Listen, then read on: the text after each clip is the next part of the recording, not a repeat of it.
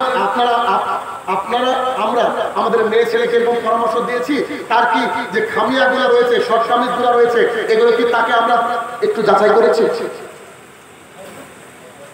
আয়েশা রাদিয়াল্লাহু তাআলা বলেন, রাসূলুল্লাহ সাল্লাল্লাহু আলাইহি ওয়াসাল্লাম ফাতিমা রাদিয়াল্লাহু তাআলার ঘরে ঢুকলেন, ঢুকে দেখছেন যে ফাতিমা রাদিয়াল্লাহু তাআলা নাই, সরি আছেন।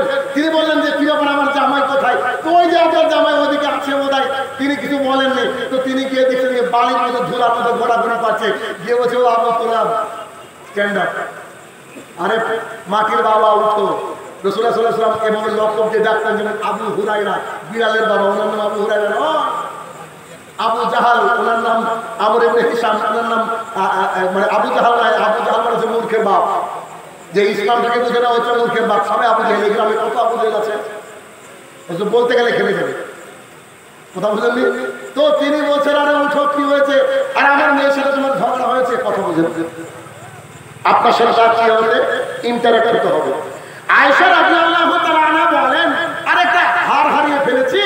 আমার আব্বা আবু বকর বাড়িতে ঢুকলো, আমি মুহাম্মদ সাল্লাল্লাহু আলাইহি ওয়াসাল্লাম এর এই মানে রাসূল সাল্লাল্লাহু আলাইহি ওয়াসাল্লাম আমার উরুনের উপরে মাথা দিয়ে শুয়েছিল, আমাকে এমন মারলো আমার আব্বা, আমি ছিটকে চলে গেলাম। বিয়ের পরে কে বললো শাসন করা যায় না, কিন্তু আমাদের শাসন উল্টো। কি হয়েছে মা, তোমার শাশুড়ি এক পিস মাছ কম দিয়েছে, তুমি এখনই বরিয়া বিস্তার বানকে চলে আস, ঠিক না? আজকে দেখবেন যত তালাক ওই মেয়ের মায়ের জন্য। মিলিয়ে নেবেন আমার কথাটা, সমাজে যত তালাক বেশি বাড়ছে কার জন্য? ওই মেয়ের মায়ের জন্য, যে মা সন্তানকে পাঠিয়েছে ওই বাড়িতে, বলে তুই আয় তো বাড়িতে যাস, আমি দেখছি কপালে।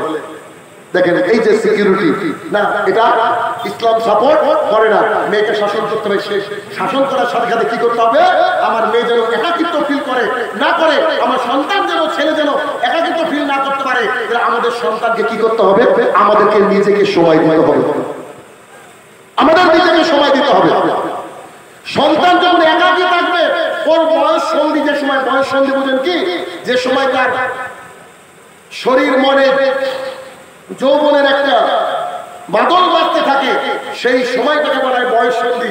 এই বয়স সন্ধি যেটা, এই বয়স সন্ধি কালে কি করতে হবে, সন্তানকে সময় দিতে হবে, সন্তানকে সময় দিতে হবে।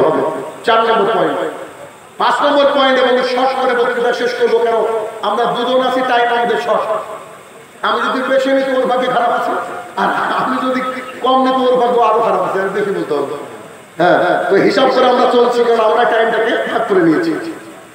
5 নম্বর পয়েন্ট হচ্ছে, আমাদের যুব সমাজ যে নষ্ট হয়ে যাচ্ছে, তার 5 নম্বর পয়েন্ট কি, একটা ছেলে বুকে হাত বেঁধে সালাত আদায় করছে, একটা ছেলে দাড়ি রেখে দিয়েছে, একটা ছেলে যুবর কল্যাণ লাইব্রেরিতে আসে, ওই বাড়ির পাশের গ্রাম, তো বলছে যে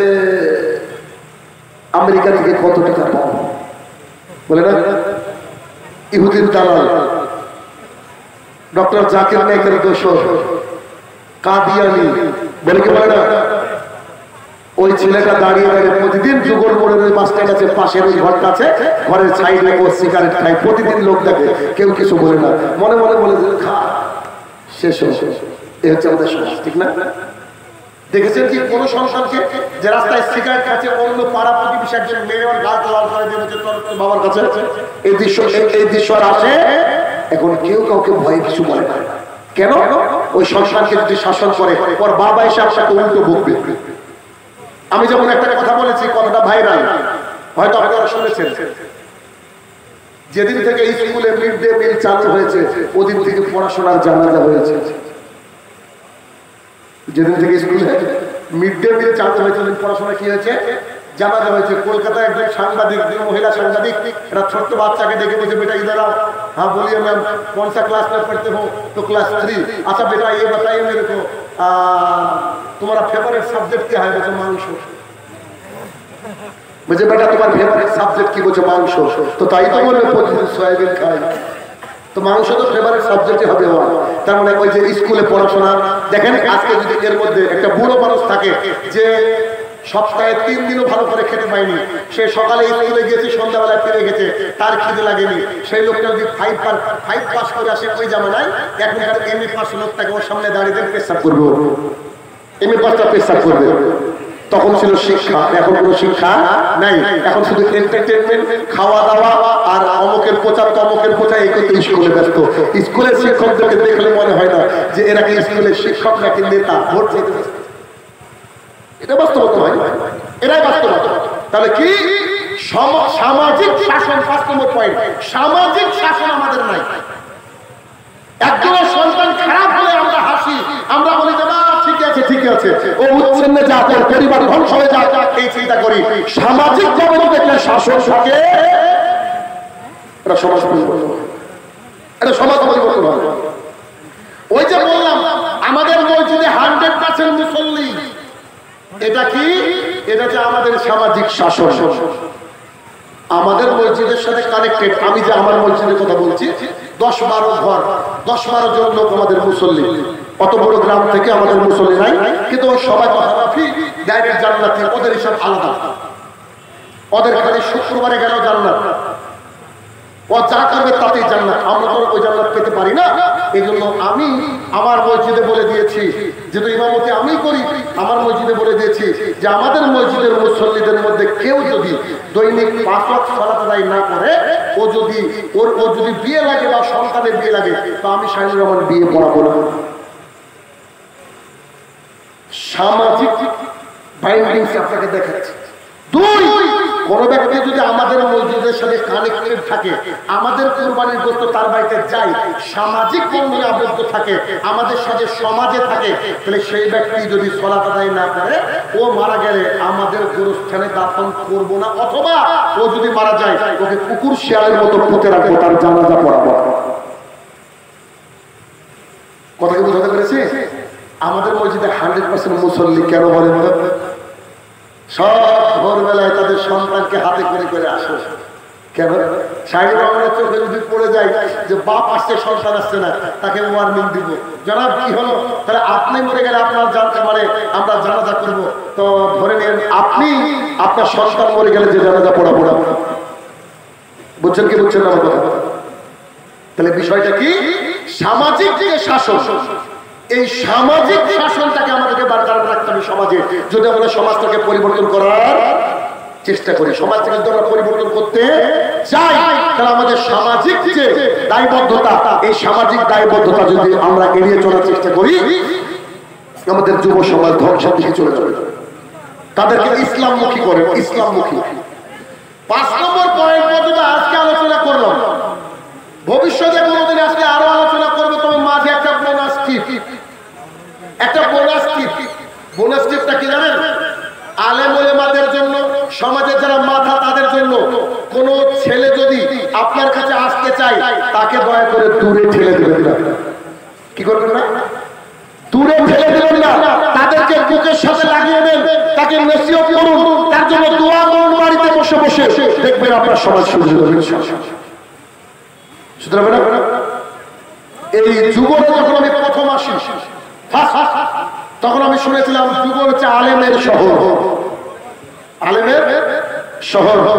এত আলেম, এত মসজিদ, মসজিদ 1, মসজিদ 2, মসজিদ 3 আছে না, এই যুগরেই তো। কিন্তু আপনি যদি বিগত 5 বছরের জরিপ করেন, যে আলেম আল্লাহর মসজিদে খুতবা দেয়, কাউকে অপমান করছে না, আল্লাহি আল্লাহর কসম করে বলছি অপমান করছি না, আপনাকে সমীক্ষা করতে বলছি, যে খতিব আপনার মসজিদের পাশের মসজিদে খুতবা দেয়, তার খুতবার মাধ্যমে 1 বছরে কটা মানুষ নামাজি তৈরি হচ্ছে, একটু বিচার করে দিবেন তো। যদি না হয় খতিবকে পরিবর্তন করতে হবে, সমাজকে শুধরাতে হবে, দাওয়ার কাজ করতে হবে। আমরা যেমন স্ট্রিট দাওয়া করি, সেই দাওয়াতের কাজ করতে হবে। আজকে তো আপনারা লোক আছেন, আমরা স্ট্রিট দাওয়া করি, এরকম প্যান্ডেল থাকে না। আমাদের ডেট নেওয়ার জন্য মানুষ 2 বছর 3 বছরও ঘুরে, অথচ আমরা গ্রামে গ্রামে গিয়ে একটা মাইক নিয়ে যে নেতা কিছু আছে দেখেন না, বক্তৃতা করে, লোকই থাকে না। আমি আর রাহুল গিয়ে বক্তৃতা করি, আমাদের শুরু হচ্ছে এখন। এই আজকে এটা শেষ প্রোগ্রাম সিজনে দিতাম না, এই যে ভাইদের সাথে ভালোবাসা আছে তাই দেওয়া হয়েছে, এরপর থেকে আমরা সাজাবো। আজকে সরকার পড়া, কালকে কীর্তনের পড়া, পরের দিন মধুমোনা, এরকম করে আমাদের কি থাকে, একটা টেবিল থাকে, 2-3টি চেয়ার থাকে, আমরা 3-4 জন আমাদের দায়রা থাকি, আমরা দাঁতের কাজ করে মাইক একটু বেশি দূরে দিই, আমরা জানি লোক আসবে না, 5-10 জন লোক আমরাই ভাড়া করে নিয়ে যাবো, আমাদের বসে আমরা আবার দাওয়াতের কাজ করি। এই করতে করতে করতে আলহামদুলিল্লাহ আমাদের যে প্রোগ্রেস একবার গিয়ে দেখে আসেন। কারণ দাওয়াতের কাজ না করলে একটা সমাজ কখনো শুধরাবে না। যুবক আমাদের মসজিদে গেলে আপনি অবাক হয়ে যাবেন, যুবকরা দেখতেও যেমন মাশাআল্লাহ, দাঁড়িয়েও মাশাআল্লাহ, সব দাঁড়িয়ে করে প্যান্ট। একটা যুবক বার করতে পারবেন আমাদের মসজিদে যার প্যান্টটা খুলেছে। ইনশাআল্লাহ কি দাওয়াতের কাজ করতে হবে। আলেমের ভূমিকা আরো অগ্রগতি করতে হবে। মানুষের সাথে একবারে মিশে, মাটির সাথে ডাউন টু আর্থ হতে হবে। একবারে মিশে তাদেরকে নিয়ে দাওয়াতের কাজ করতে হবে এবং তাই বানানোর চেষ্টা করতে হবে যে তোমরা আগামী দিনে একটি বক্তৃতা করবা, আগামী দিনে সমাজকে পরিচালনা করবা, এরকম করে চেষ্টা করতে হবে। এটা যে বোনাস, এটা যদি আমরা করতে পারি ইনশাআল্লাহ আমাদের সমাজ পরিবর্তন হবে।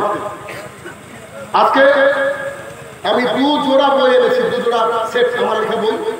একটা আছে সোনালী যুগের সালাত আর বিবাহ একটি ইবাদত।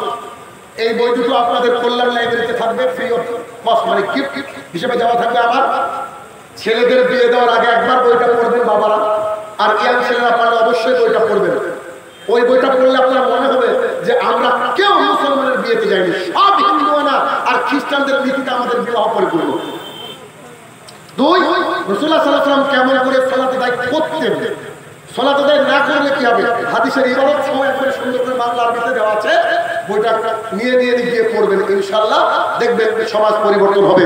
হে আমার প্রতিপালক, আমরা তোমার কাছে আশাদারী হয়ে শেষে সেই দোয়া করছি, মাবুদ আমাদের সমাজ যে নৈতিক অবক্ষয়ের দ্বার প্রান্তে পৌঁছে গেছে, আল্লাহ এই সমাজকে তুমি সাহাবায়ে কেরামের সমাজের মতো করে ফর্ম করা তৌফিক আতা করো, আল্লাহুম্মা আমিন। হে আমার প্রতিপালক, যারা আজকে আমরা এই কথাগুলো শুনলাম বললাম, সবাই আমরা যেন সেগুলোকে আমলের নিয়াতে নিতে পারি, আল্লাহ তুমি সেই তৌফিক আতা করো, আল্লাহুম্মা আমিন। হে আমার প্রতিপালক, এই যুগর কল্যাণ লাইব্রেরি এটা যেন বৃহত্তর একটা রূপ আকার ধারণ করতে পারে, আল্লাহ তুমি সেই তৌফিক আতা করো, আল্লাহুম্মা আমিন। হে আমার প্রতিপালক, আমাদের মধ্যে যে দলীয় কোন্দল, আমাদের মধ্যে যে কোন্দল, সেই কোন্দল থেকে যেন বেরিয়ে এসে সবাই মিলে আমরা দাওয়াতের কাজ করতে পারি, আল্লাহ তুমি সেই তৌফিক আতা করো, আল্লাহুম্মা আমিন। হে আমার প্রতিপালক, এই যে তোমার দাবদাহ চলছে মাবুদ, মাঝে প্রশান্তি পেয়েছিলাম, আবার আমরা বৃষ্টির জন্য তোমার কাছে দোয়া করছি, আল্লাহুম্মা আগিসনা, আল্লাহুম্মা আগিসনা, আল্লাহুম্মা আগিসনা, আল্লাহুম্মা আমিন। হে আমার প্রতিপালক, কবরের তলে যারা আছে তাদের কি হাল হকিকত জানি না মাবুদ, তারা যদি ক্ষমার যোগ্য হয় মাবুদ, তাকে তুমি ক্ষমা দান করো, আল্লাহুম্মা আমিন।